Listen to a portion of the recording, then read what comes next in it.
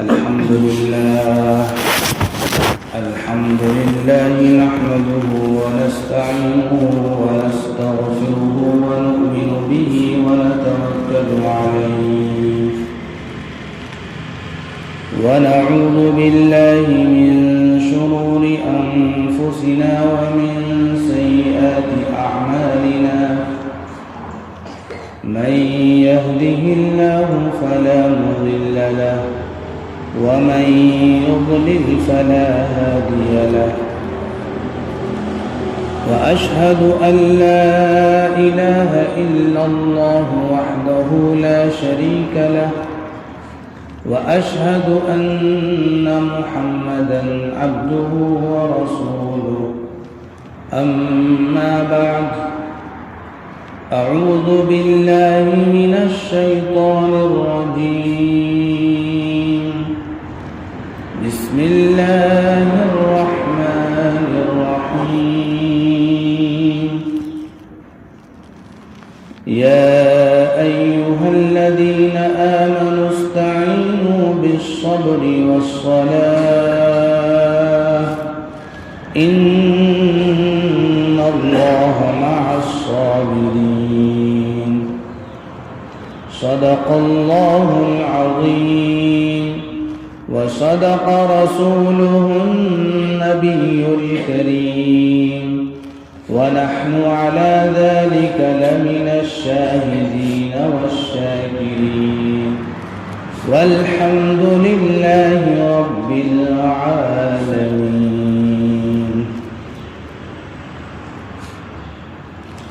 ایک بار عقیدت و محبت کے ساتھ درود پاک کا نذرانہ پیش کریں. اللهم صل على محمد وعلى آل محمد كما صليت على إبراهيم وعلى آل إبراهيم إنك حميد مجيد. اللهم بارك على محمد وعلى آل محمد كما باركت على إبراهيم وعلى آل إبراهيم إنك حميد مجيد.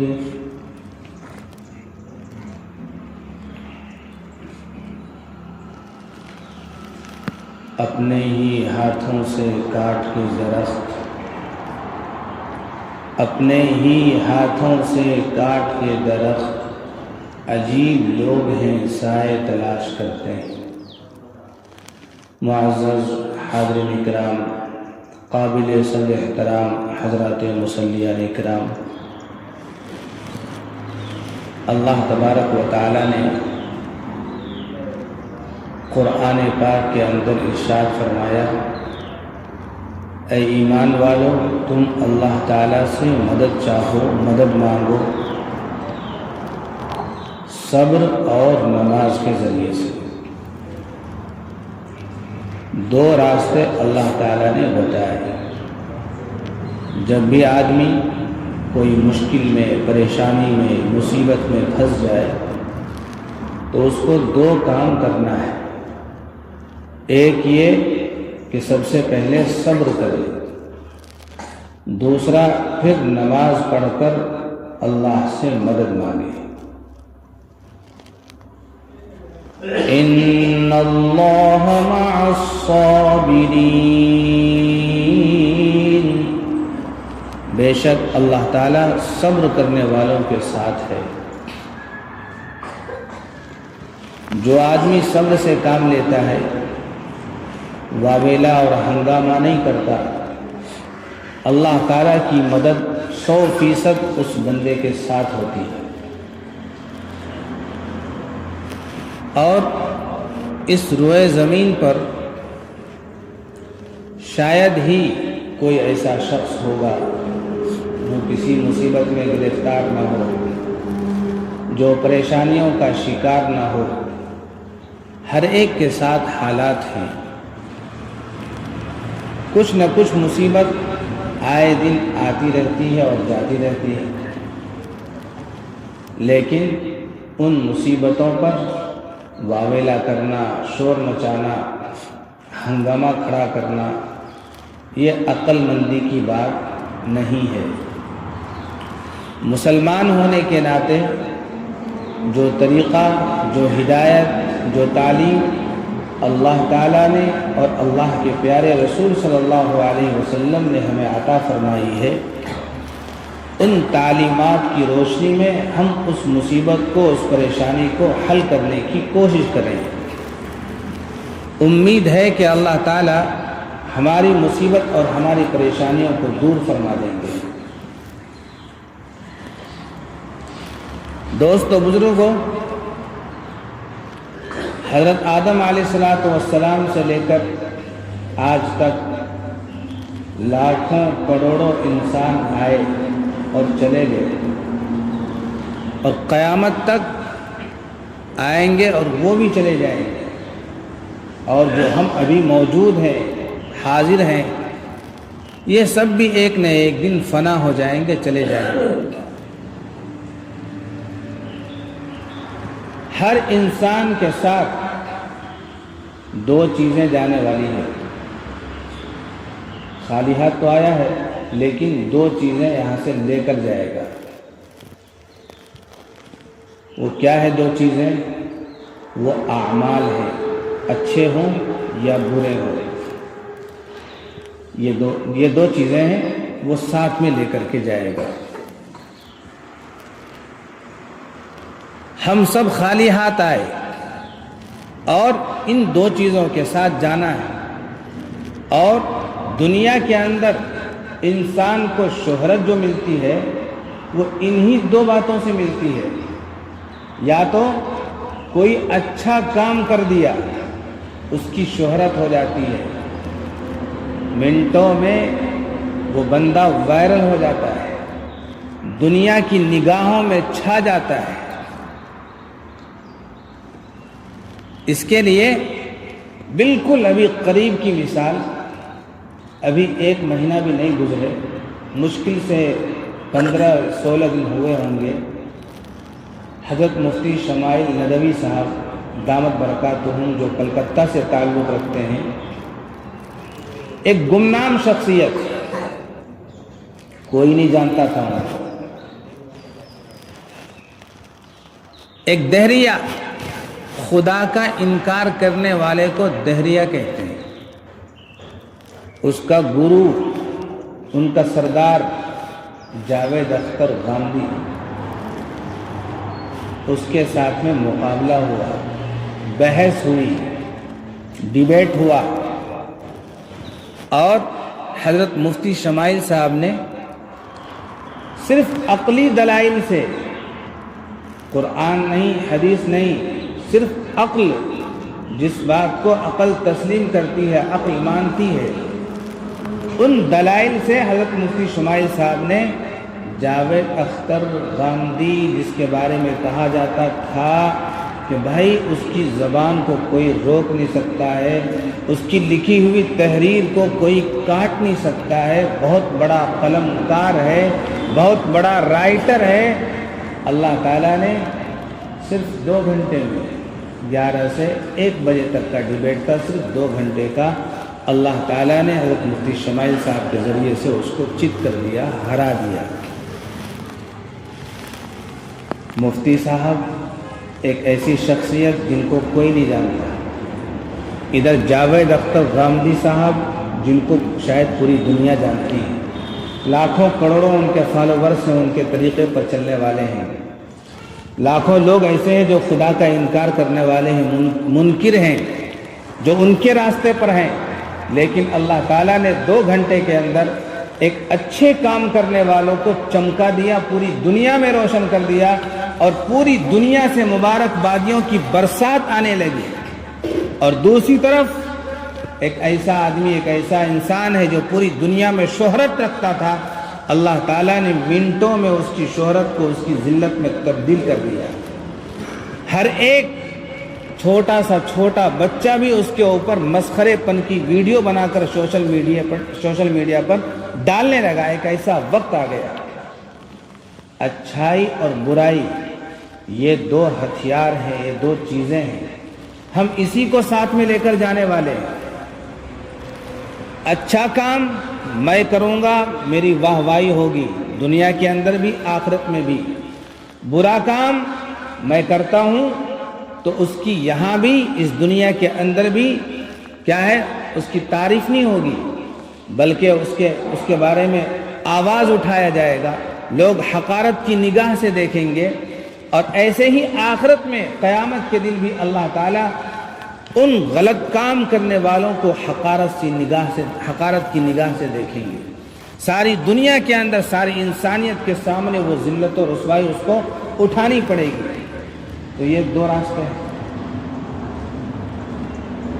بہت سارے آدمی شہرت کے لیے غلط قدم اٹھاتا ہے، ہاں اس کو شہرت مل جاتی ہے، لیکن اس کا انجام بہت برا ہوتا ہے، بہت خطرناک ہوتا ہے، ایسا انجام کہ اللہ تعالیٰ اپنے حفظ و امان میں رکھے۔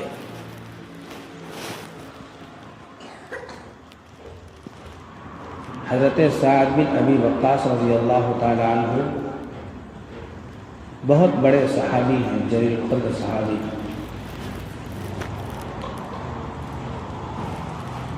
اس کا واقعہ میں کیوں سنا رہا ہوں آگے آپ کو خود معلوم ہو جائے گا۔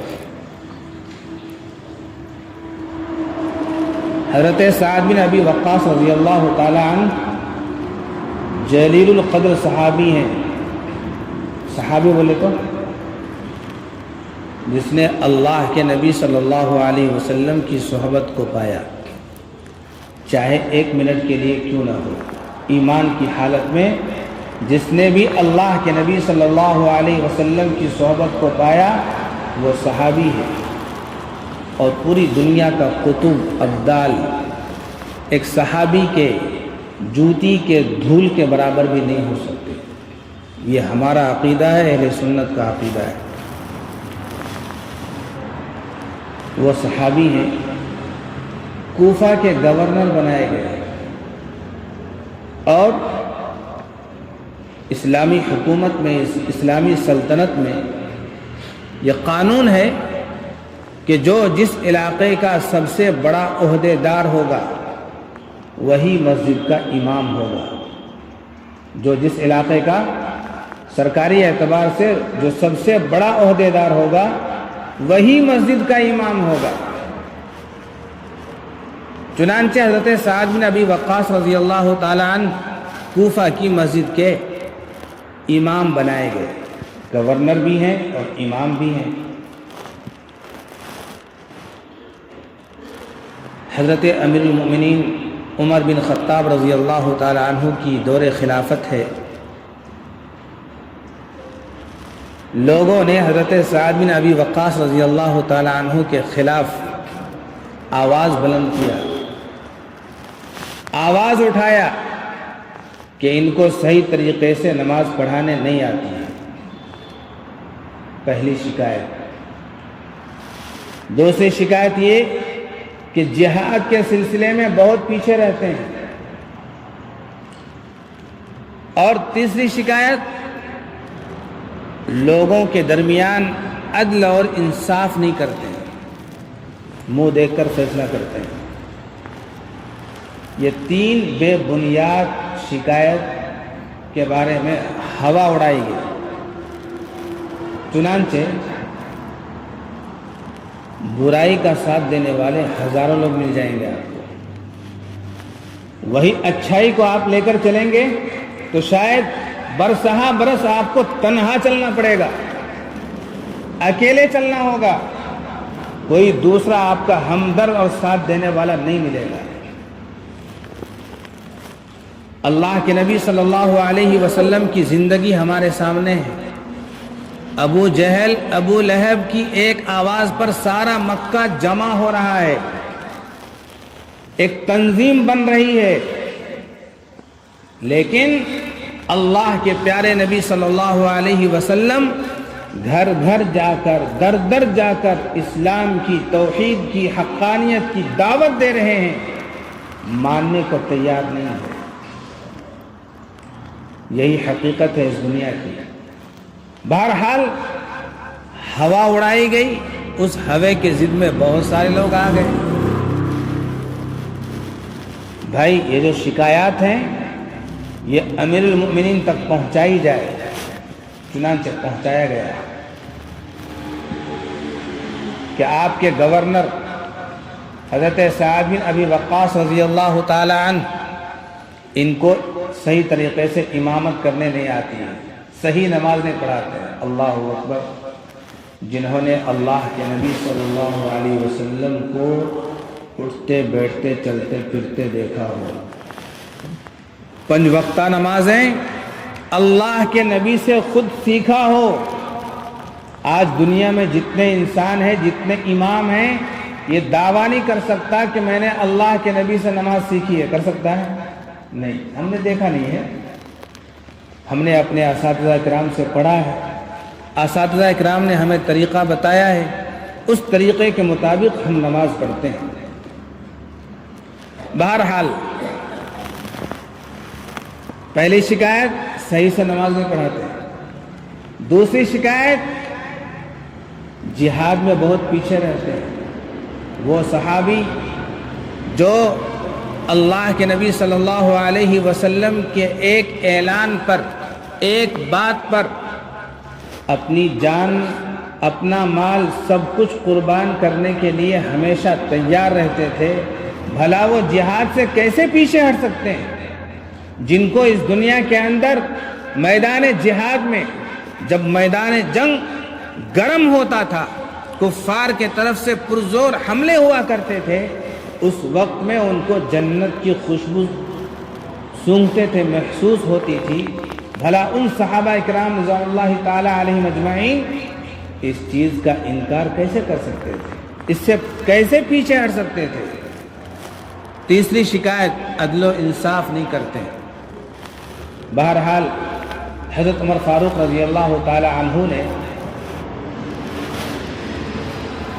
2 آدمیوں کو کوفہ بھیجا،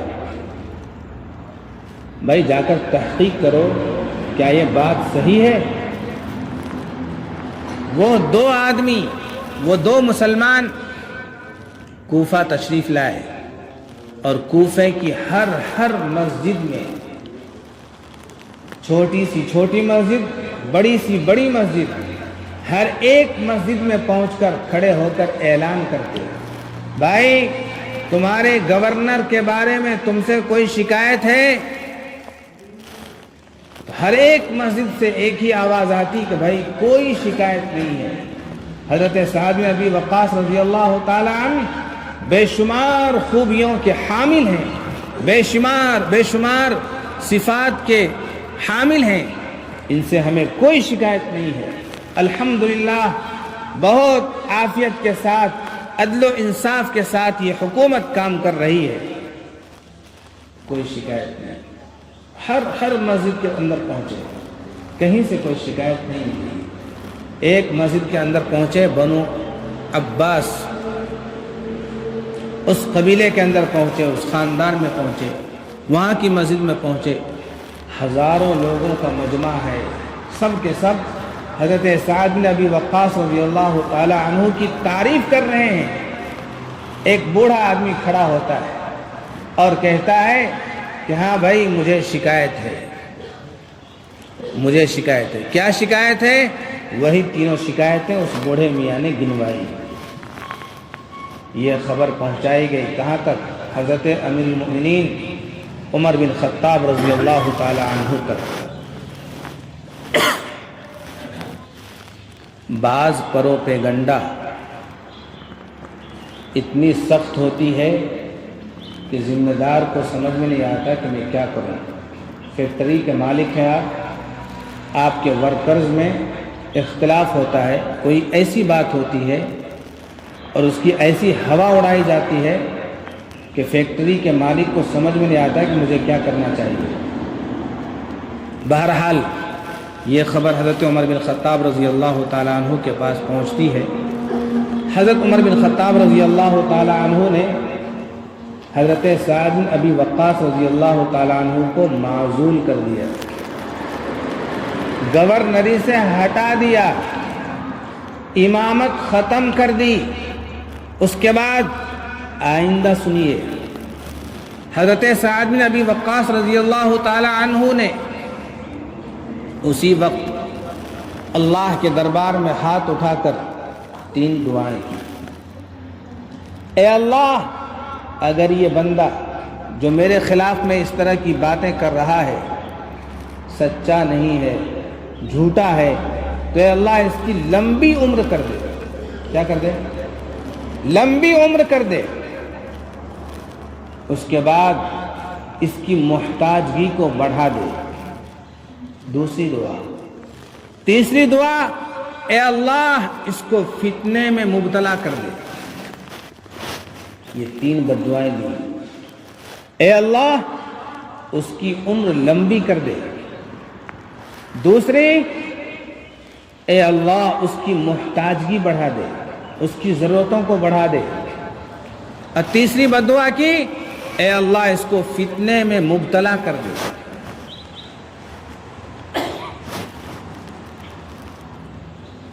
پورے کوفے میں صرف ایک شخص ہے جو حضرت سعد بن ابی وقاص رضی اللہ تعالی عنہ کے خلاف میں اس طرح کی باتیں کر رہا ہے. علماء فرماتے ہیں پوری دنیا کی کسی مسجد میں چلے جاؤ، وہاں 2-4 شخص ایسے ملیں گے جو امام کے خلاف بلا وجہ کی دشمنی پال کر رکھتے ہیں، اپنے دلوں میں بلا وجہ کا ٹینشن امام کے خلاف لے کر رہتے ہیں، طرح طرح کی باتیں ہر آئے دن کرتے رہتے ہیں. تو اگر کرنے والے ہیں، ہر جگہ ہیں، یہاں بھی ہوں گے، تو میں بھی ان کو یہ 3 دعائیں دیتا ہوں. اے اللہ ان کی عمر کو بڑھا دے، لمبی عمر کر دے. دوسرے، اے اللہ اس کی محتاجگی کو بڑھا دے. تیسرے یہ کہ اللہ تعالیٰ اس کو فتنے میں مبتلا کر دے. اللہ تعالیٰ نے ہو بہو حضرت سعد بن ابی وقاص رضی اللہ تعالیٰ عنہ کی یہ تینوں بد دعاؤں کو قبول فرمایا. اتنی لمبی عمر ہو گئی کہ یہ پلکیں جھک گئیں، جھک کر آنکھ بھی بند ہو گئی. ایسی عمر کو اللہ نے پہنچا دیا، اتنی لمبی عمر. دوسری بد دعا، اے اللہ اس کی محتاجگی کو بڑھا دے. اللہ نے قبول فرمایا. صحیح کھاتا پیتا آدمی کو اللہ تعالیٰ نے محتاج بنا دیا. ایسا محتاج بنایا کہ وہ راستے میں چوک چوراہے پر کھڑے ہو کر بھیک مانگنے پر مجبور ہو گیا. جی ہاں، وہ بھیک مانگا کرتا تھا. بھیک مانگتے مانگتے تیسری بد دعا ہے اللہ اس کو فتنے میں مبتلا کر دے. بھیک مانگنے کے لیے کٹورا لے کر ہاتھ میں کھڑا ہے اور سامنے سے کوئی عورت گزرتی ہے تو یہ بوڑھا شخص جس کو کوئی طاقت نہیں ہے یہ لپکتا جھپکتا اور اس عورت کی طرف بھاگتا.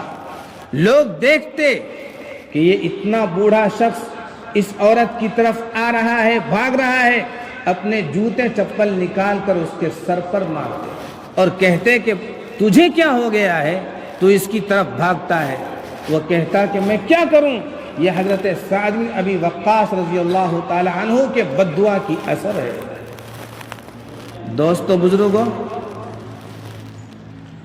آپ امام کے خلاف، عالم کے خلاف، کسی حافظ کے خلاف خدارا اپنے دلوں کے اندر بھید بھاؤ مت پالیں. اس کا بہت بڑا نقصان ہونے والا ہے. حضرت مولانا اشرف علی صاحب تھانوی رحمۃ اللہ علیہ، جن کی بے شمار کتابیں آج بھی موجود ہیں اور ہزاروں لوگ ان کی کتابوں سے فائدہ اٹھا رہے ہیں. العلم والعلماء ایک کتاب لکھی حضرت نے، اس کے اندر لکھا ہے کہ اگر تم کسی عالم کو، کسی حافظ کو اپنی ان 2 آنکھوں سے دیکھو کہ وہ زنا کر رہا ہے، پھر بھی تم اپنی آنکھیں بند کر لو اور کسی سے یہ بات مت بتاؤ. عالم علماء کی شان یہاں تک بیان کی گئی. کیوں مت بتاؤ؟ بتانا چاہیے. معلوم ہے وہ عالم ہے، وہ علم رکھتا ہے، وہ اللہ تعالیٰ سے توبہ کر لے گا، استغفار کر لے گا، اس کے گناہ معاف ہو جائیں گے، اور تم ان کی اس برائی کو پھیلا کر جہنم کا شکار بن جاؤ گے. تمہاری زندگی نارے جہنم بن جائے گی. اسی وجہ سے حضرت تھانوی رحمۃ اللہ علیہ نے منع فرمایا ہے. طرح طرح کی باتیں کرتے ہیں. جن کی دال گھر کے اندر نہیں گلتی وہ امام مؤذن پر گلانے کی کوشش کرتے ہیں۔ وہ کان کھول کر سن لیں، روزی روٹی کا مالک اللہ تعالیٰ ہے جس نے انسان کو پیدا فرمایا۔ اللہ تعالیٰ نے انسان کی جب پیدائش ہوتی ہے تو صرف 40 دن اس کا گوشت کا لوتھڑا جمع ہوتا ہے۔ جیسے ہی وہ 4 مہینے کا ہوتا ہے حمل، اللہ تعالیٰ اس گوشت کے لوتھڑے میں روح کو ڈالتے ہیں، اس کے اندر روح ڈال جاتی ہے، وہ حیات پا جاتا ہے، زندہ ہو جاتا ہے۔ اس کے بعد اس کو چاہیے کھانا، اس کو خوراک چاہیے زندگی کے لیے، تو اللہ تعالیٰ نے اس کے لیے ایک عجیب و غریب راستے کا انتظام فرمایا۔ ماں کے رحم کے اندر بننے والا گندا اور غلیظ خون اللہ تعالیٰ نے اس بچے کے لیے غذا بنا دیا۔ ناف کے راستے سے اس کے پیٹ تک وہ غذا پہنچتا رہتا ہے اور وہ بچہ صحیح سالم رہتا ہے۔ جیسے ہی 9 مہینے یا اس کے بعد کی اس کی عمر ہوتی ہے تو اللہ تعالیٰ اس کو پھر اس دنیا کے اندر بھیج دیتے ہیں، اس کی پیدائش ہو جاتی ہے۔ نرس اس کے ناف کے اندر جو اٹیچ رہتا ہے نس اس کو کاٹتی ہے۔ جیسے ہی وہ نس وہ تعلق کٹتا ہے وہ بچہ رونا شروع کرتا ہے، کرتا نہیں کرتا، وہ بچہ روتا ہے۔ اللہ تعالیٰ اس کے رونے کو دیکھ کر فوراً اس کے لیے اعلان کرتا ہے، اے بچہ تیرے رزق کا، تیرے روزی کا صرف ایک دروازہ ابھی بند ہوا ہے، میں تیرے لیے ابھی 2 راستے 2 دروازے کھولتا ہوں۔ قربان جائیے اللہ کی رحمت پر، اللہ کی قدرت پر۔ ہر بچے کے لیے ماں کے دونوں تھنوں کے اندر دودھ کا انتظام کر دیتا ہے۔ بچہ 2 سال تک ماں کا دودھ پیتا ہے، ماں اس کا دودھ چھڑاتی ہے، بچہ روتا ہے، اے اللہ اب میں کیا کھاؤں گا؟ اللہ تعالیٰ فرماتے ہیں کہ بچہ تو فکر مت کر، ابھی تیرے پاس صرف روزی کے 2 راستے تھے، اب دیکھ تیرے پاس ہزاروں راستے ہو جائیں گے۔ دودھ چھڑانے کے بعد ابا آتا ہے، بسکٹ کھلاتا ہے، ماں بسکٹ کھلاتی ہے، بڑا بھائی وہ آ کر کچھ کھلاتا ہے، بڑی بہن کھلاتی ہے، دادا کھلا رہا ہے، دادی کھلا رہی ہے۔ اللہ تعالیٰ نے اس بچے کے لیے ہزاروں راستے کھول دیے۔ بچہ کھا کھا کر تھک جاتا ہے، چاکلیٹ اتنا کھاتا ہے کہ دانت سڑ جاتے ہیں، اتنی روزی کی فراوانی اللہ تعالیٰ کر دیتا ہے۔ اسی لیے کسی کو یہ وہم و گمان میں نہیں رہنا چاہیے کہ میں اس امام کو یہاں سے ہٹا دوں گا، یہاں ڈیوٹی کرنے نہیں دوں گا، یہ بھوک مرے گا، یہ خیالی ہے، یہ غلط بات ہے، یہ صرف آپ کے نظر کا دھوکہ ہے، یہ آپ کے دل کا اندھا پن ہے۔ میرا اللہ ہزاروں دروازے کھولے بیٹھا ہے، بس یہ ہے کہ اس کا کوئی متلاشی ہو، اس کے اوپر چلنے والا ہو۔ دوستو بزرگوں، ہمارے معاشرے کے اندر ایک برائی ہے جس کی وجہ سے یہ ساری باتیں پنپتی ہیں اور پیدا ہوتی ہیں۔ کیا برائی ہے؟ ہم کسی کو اچھا دیکھنا نہیں چاہتے۔ کوئی مجھ سے 50 روپے 100 روپے زیادہ کما لے، یہ ہم کو ہضم نہیں ہوتا ہے، ہمارے پیٹ میں فوراً درد ہوتا ہے اور ہم چاہتے ہیں کہ کیسے اس کا پاؤں پکڑ کر پیچھے کو گھسیٹیں، یہ میرا محتاج بن کر رہے، میرے سامنے ہاتھ پھیلا کر رہے۔ جب تک وہ ہاتھ پھیلاتا رہے گا، فخر و فاقہ آپ کے سامنے پیش کرتا رہے گا، تب تک ہاں یہ صحیح آدمی ہے، یہ ٹھیک ہے۔ اور جب وہ اپنے پاؤں پر کھڑے ہونے کی کوشش کرتا ہے، بس پھر آپ رونا شروع کر دیتے ہیں۔ یہ بالکل غلط بات ہے، ایسی سوچ ہرگز نہیں ہونا چاہیے۔ اللہ کے پیارے نبی صلی اللہ علیہ وسلم نے فرمایا، اور آپ یہ بیان سن چکے ہیں، جو آدمی مالدار ہے، جس کو اللہ تعالیٰ نے پیسے عطا فرمائے ہیں، دولت دی ہے، یہ بہت دور کی بات ہے کہ وہ شخص گمراہ ہوگا، وہ شخص فتنوں کا شکار ہوگا، ایسا بہت کم ہوتا ہے۔ لیکن جو شخص محتاج ہے، فقیر ہے، کھانے کو ترستا ہے، ایک کپ چائے پینے کو ترستا ہے، اس کے جیب میں 10 روپے 20 روپے کے علاوہ کبھی 100 200 500 کا نوٹ نہیں پڑا رہتا ہے، امید ہے کہ وہ عنقریب فتنوں کا شکار ہوگا۔ ایمان سے ہاتھ دھو سکتا ہے، کوئی آدمی اس کو مل جائے غیر فرقے کا، غیر اسلام غیر مسلم آدمی، اور اس سے کہے کہ بھائی میں تمہارے لیے اتنے پیسوں کا ہر مہینے انتظام کر دوں گا، تیرے رہنے کے لیے گھر کا انتظام کر دوں گا، شرط یہ ہے کہ تو اسلام کو چھوڑ دے، وہ بندہ اسلام کو چھوڑ سکتا ہے۔ ایسے ہزاروں واقعات ہم کتابوں میں پڑھتے رہتے ہیں اور سنتے رہتے ہیں۔ اسی لیے اللہ کے نبی نے فرمایا بہتر یہ ہے کہ تمہاری طاقت کے مطابق جتنی طاقت اللہ نے عطا فرمائی ہے، صلاحیت عطا فرمائی ہے، ان صلاحیتوں کو پیسے کمانے کے اندر صرف کرو، خرچ کرو، لگاؤ، محنت کرو، محنت کر کر حلال پیسے تم اپنے پاس جمع کرو۔ ایک امام کی تنخواہ کیا دیتے ہیں آپ لوگ؟ 15,000، 20,000، لیکن آج تاریخ گواہ ہے کہ آج کسی کی ضرورت کم سے کم 30,000 روپے سے کم میں نہیں چل سکتا ہے۔ چل سکتا ہے کیا؟ خاص گھر ہے تو ماشاء اللہ، اگر آپ بھاڑے کرائے کے گھر پر ہیں تو آپ سوچئے آپ کے 3 سے 4-5 ہزار روپے تک گھر کا بھاڑا چل رہا ہے۔ گیس سلنڈر کتنا مہنگا ہوتا جا رہا ہے، راشن کتنا مہنگا ہوتا جا رہا ہے۔ ایک معمولی سمپیور کا تیل جب میں 2016 کے اندر آیا تھا تو صرف 50 روپے کے اندر مل رہا تھا، اور آج اس کا ریٹ 160 روپے تک پہنچ چکا ہے۔ یہ مہنگائی کا زمانہ ہے، مہنگائی کا دور ہے، اور آپ 15,000 روپے دے کر یہ سوچتے ہیں، یہ چاہتے ہیں، آپ کے اندر یہ خیال آتا ہے کہ میرا امام میری مسجد کے اندر 24 گھنٹہ اعتکاف کے اندر بیٹھا رہے۔ ایسا نہیں ہو سکتا ہے۔ اگر آپ کو کوئی ایسا امام چاہیے تو آپ فرشتے کو تلاش کر سکتے ہیں، آپ حضرت جبرائیل علیہ السلام سے فون کر کے معلوم کر سکتے ہیں کہ بھائی تمہارے پاس کوئی ایسا امام ہے جو 24 گھنٹے مسجد کے اندر بیٹھ کر رہے، تو آپ تلاش کر لیجیے۔ دوستو بزرگوں، اپنے معاشرے کے اندر ایک تو یہ خرابی ہے، دوسری بہت ساری بستیوں کے اندر 2-4 نکمے لوگ رہتے ہیں جن کو کوئی کام نہیں رہتا، کوئی کام نہیں ہے۔ ان کا بیٹا کما رہا ہے، ان کی بیٹی سروس میں ہے، بیٹی اور بیٹوں کے پیسوں پر پلنے والے ایسے ناہنجار قسم کے لوگ جو کام چور ہوتے ہیں، سست ہوتے ہیں، نکمے ہوتے ہیں، چوک چوراہوں پر بیٹھ کر، چائے کی ہوٹلوں پر بیٹھ کر مسجدوں کے امام کی برائیاں کرتے ہیں، مؤذنوں کی خامیاں نکالتے ہیں۔ یہ ان کا کام ہوتا ہے، اور یہی ان کا ٹائم پاس کرنے کا ذریعہ ہوتا ہے۔ الزام لگاتے ہیں کہ بھائی بچوں کو نہیں پڑھاتے، آپ کے بچے آئیں گے تبھی تو میں پڑھاؤں گا، جب آپ کے بچے ہی نہیں آئیں گے تو پھر یہ الزام کیسا؟ دوستو بزرگوں، کہا جاتا ہے کہ بھائی بچے نہیں آتے، پوچھا جاتا ہے بھائی اس کے پاس بچے ہیں؟ نہیں، اس کے پاس بچے نہیں ہیں۔ ایک آدمی کہتا ہے کہ امام صاحب وقت پر نماز نہیں پڑھا رہے ہیں، صحیح ڈیوٹی نہیں ہو رہی ہے، 5 وقتہ نمازی ہے۔ کہا جاتا ہے کہ نہیں، جب جی میں آتا تب نماز کو آتا ہے۔ جمعے کا نمازی امام کے بارے میں فتوے لگاتا ہے کہ وہ نمازوں کا اہتمام نہیں کر رہا ہے۔ یہ ہماری حالت ہے۔ اسی وجہ سے اللہ تعالیٰ نے ہمارے سروں پر جوتوں کی بارش کروائی ہے۔ حضرت مولانا خلیل الرحمن سجاد نعمانی دامت برکاتہم مہاراشٹرا کے اندر ابھی زندہ ہے، حیات سے ہیں۔ وہ فرماتے ہیں کہ مودی کو تم لوگ کیا سمجھتے ہو، کیا خیال ہے تمہارا اس کے بارے میں؟ یہ اللہ کی طرف سے بھیجا ہوا ہدایت کا ایک تحفہ ہے۔ کیا؟ ہدایت کا ایک تحفہ ہے۔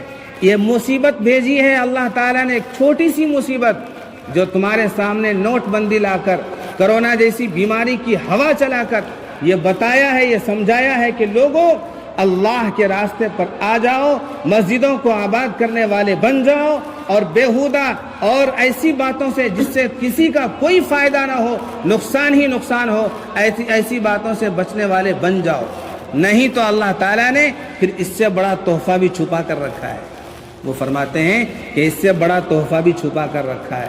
پھر کوئی ہٹلر جیسا آدمی آئے گا اور پھر وہ اعلان کرے گا کہ دیکھو اس کا نام کیا ہے، شکل صورت سے کوئی مطلب نہیں ہے، نام مسلمان ہے، اس کا گلا اڑا دو، اس کو فوراً قتل کر دو۔ یہ حکم عائد کرے گا وہ۔ اللہ تعالیٰ نے اس کو ابھی چھپا کر رکھا ہے۔ ابھی وقت ہے ہمارے پاس ان ایسی حرکتوں سے باز آنے کی کوشش کرنا چاہیے۔ اگر ہمارے اندر وہ خامی ہے، ہمارے اندر وہ کوتاہی ہے تو ہم اس کو دور کرنے کی کوشش کریں گے۔ اگر آپ کے اندر وہ خامی ہے، آپ کے اندر وہ کوتاہی ہے، تو آپ اس خامی اور کوتاہی کو دور کرنے کی کوشش کیجیے۔ آج ہمیں اللہ تعالیٰ 10 روپے ہدیہ دینے کی امام کو توفیق نہیں ہوتی ہے۔ آج ایک کپ چائے پلا دیں امام کو، مؤذن کو، اس کی توفیق نہیں ملتی ہے۔ ہاں، اس کے بارے میں برائیاں کریں گے، اس کی ٹوپی اچھالیں گے، اس کی توفیق ملتی ہے۔ یہ بہت ہی گندی بات ہے۔ حضرت مولانا اشرف علی صاحب تھانوی رحمۃ اللہ علیہ فرماتے ہیں ان کی ہی یہ بات ہے کہ جو شخص عالم علماء کا مخالف ہو، اس کے دل کے اندر ایسے لوگوں کے بارے میں غلاظت ہو، اگر وہ مر جائے اور تم اس کو قبر کے اندر دفنا دو، سب لوگ وہاں سے واپس آ جائیں اور تم دیکھنا چاہتے ہو کہ اماموں، مؤذنوں، عالم، علماء، حافظ کے بارے میں بدظنی پالنے کا کیا انجام ہوتا ہے، اللہ کی قسم کھا کر کہتا ہوں، جاؤ اس کی قبر کی مٹی ہٹاؤ اور دیکھو اس کا چہرہ اللہ تعالیٰ قبلے کی طرف سے پھیر دیا ہوگا اور اس کا چہرہ جانور کا بن گیا ہوگا۔ اتنے بڑے عالم کا یہ فرمان ہے، کیا ہمیں مرنا نہیں ہے؟ کیا ہمیں اللہ کے پاس نہیں جانا ہے؟ کیا ہمیں قبر کے گڑھے میں نہیں ڈالا جائے گا؟ بالکل ڈالا جائے گا۔ ہمیں اللہ کے سامنے اپنے کیے کا حساب و کتاب دینا پڑے گا۔ اسی لیے عیب عیب مت کر، سب عیب دار ہے، بے عیب تو وہ ہے جو پروردگار ہے۔ اس دنیا کے اندر جتنے انسان ہیں، آج کے دور کا عالم ہو، متقی ہو، پرہیزگار ہو، کتب ہو، ابدال ہو، ہر ایک کی نگاہ، ہر ایک کا نظریہ الگ الگ ہوا کرتا ہے۔ میں عبداللہ بھائی کو اپنی محبت کی نظر سے دیکھتا ہوں، کوئی ایسا آدمی ہوگا جو حقارت سے دیکھتا ہوگا۔ ہر ایک کو ایک دوسرے کے اندر خامی نظر آئے گی، کوتاہی نظر آئے گی، یہاں تک بات بڑھ جائے گی کہ ہمیں اپنے ماں باپ کے اندر بھی خامیاں نظر آئے گی، کوتاہی نظر آئے گی۔ بہت سارے نوجوان آپ کو ملیں گے اور کہتے ہوئے آپ کو نظر آئیں گے کہ میرا باپ دیوانہ تھا، مجھے پڑھایا نہیں تو آج میں جاب پر ہوتا، میری ماں کو کچھ پتہ نہیں ہے، وہ جاہلہ ہے، وہ کچھ اس کو معلوم نہیں ہے، اس طرح کی باتیں کرتے نظر آتے ہیں لوگ۔ بہرحال ہر ایک انسان کے اندر خامی ہوتی ہے، کوتاہی ہوتی ہے، ان خامیوں اور کوتاہیوں کو درگزر کرتے ہوئے ہم اور آپ کو ایک ساتھ چلنے کی ضرورت ہے۔ کوئی بھی گاؤں کا آدمی، کوئی بھی گاؤں کا مسلمان اگر یہ چاہتا ہے کہ اپنے گاؤں کی ترقی ہو اور ہمارے گاؤں کے اندر ترقی آئے، ہمارے بچوں کے اندر دینی تعلیم کا شعور پیدا ہو، اس کو چاہیے کہ وہ اپنے اماموں کی قدر کرے، بار بار کھجلی کرنے کی کوشش مت کرے، ان کو بھگانے کی کوشش مت کرے۔ دوستو، بزرگوں، جب کوئی عالم حافظ آپ کی مسجد سے نکلتا ہے تو اس کے لیے ہزاروں مساجد انتظار کرتی رہتی ہیں، وہ یہاں نہیں تو کہیں اور پہنچ جائے گا، اور ہو سکتا ہے کہ اللہ تعالیٰ اس سے بہتر اس کی اچھی تنخواہ کر دے۔ ایسا ہو سکتا ہے اور ایسا عام طور پر ہوتا ہے۔ کیوں کہ اللہ کے نبی نے فرمایا ہجرت پر نصرت ہے، جب تم ہجرت کرو گے تو تمہاری مدد کی جائے گی۔ غریب آدمی سے کہا گیا جس کا کاروبار اس شہر کے اندر نہیں چل رہا ہے، اس کے گاؤں کے اندر ترقی نہیں ہو پا رہی ہے، ایسے لوگوں سے فرمایا کہ تم گاؤں بدل دو، ہجرت کر لو، کاروبار بدل لو۔ ایسا کرنے سے کیا ہوگا؟ اللہ تعالیٰ تمہاری تجارت میں، تمہارے کاروبار میں ترقی عطا فرمائے گا۔ امام یہاں سے پہنچ کر دوسرے گاؤں کے اندر جائے گا، وہ وہاں پر بھی امام ہی رہے گا، لیکن آپ یہاں کے صدر ہیں، دوسرے گاؤں میں جا کر صدر نہیں بن سکتے، سیکریٹری نہیں بن سکتے، آپ کی کوئی اوقات نہیں ہے۔ اپنے گاؤں کے اندر رہتے ہوئے اگر آپ چاہتے ہیں کہ ہمارے بچوں کے اندر دینی تعلیم کا شعور اور جذبہ پیدا ہو تو اپنے اماموں کو جانے مت دیجیے، اس کو پکڑ کر رکھیے۔ کیسا پکڑ کے رکھیں گے؟ ہاں، اس کو کھریدیں گے، اس کی عیبوں کو تلاش کریں گے کہ یہ کہاں کون سا کام کر رہا ہے، کتنے پیسے کما رہا ہے، اس کا حساب و کتاب کریں گے۔ یہ بات بہت غلط ہے، ایسا نہیں کرنا ہے، بلکہ اپنے اماموں کو آزادی دینی چاہیے۔ اس دور میں، آج سے 100 سال پہلے کی بات کر رہا ہوں، اس دور میں اتنی تنخواہ ہوتی تھی مسجدوں کے امام کی، مدرسے میں پڑھانے والے مدرس کی، کہ وہ اپنے گھر کے اخراجات کے ساتھ پیسے جمع کر کے 1 سال کے اندر اتنے پیسے جمع ہو جاتے کہ وہ حج کر سکتے تھے۔ آج کسی امام کی تنخواہ اتنی ہے جو اپنے گھر کے خرچ کے ساتھ اپنے ماں باپ کو دیکھتے ہوئے پیسے جمع کر کے آئندہ سال حج کر لیں؟ ایسا ہے؟ نہیں ہے۔ اگر ایسا نہیں ہے، ایسا نہیں کر پا رہے ہیں، پھر تو امام کو جو وقت ملے گا، جو خالی اوقات ہیں، ان اوقات میں بیچارہ کچھ نہ کچھ تو کام کرے گا ہی، جبھی تو اس کا گھر چلے گا۔ نہیں تو آپ 30 سے 35 ہزار روپے دیجئے اور امام صاحب سے کہیے بھیا آپ مسجد کے اندر ہی آپ کو رہنا ہے، مسجد سے باہر نہیں جانا ہے، نہیں جائیں گے۔ آپ 10,000 15,000 دے کر یہ چاہیں گے کہ آپ مسجد کے اندر بیٹھے رہو، ایسا نہیں ہو سکتا۔ اگر آپ ایسا چاہتے ہیں پھر تو آپ کو کسی فرشتے کو اپنا امام بنانا پڑے گا۔ اللہ سے دعا ہے کہ اللہ تعالی ہم تمام کو ان باتوں پر عمل کرنے کی توفیق عطا فرمائے۔ عالم علماء اللہ والوں کی ہم سب کو قدردانی کرنے کی توفیق عطا فرمائے۔ آمین۔ وآخر دعوانا الحمدللہ رب العالمین۔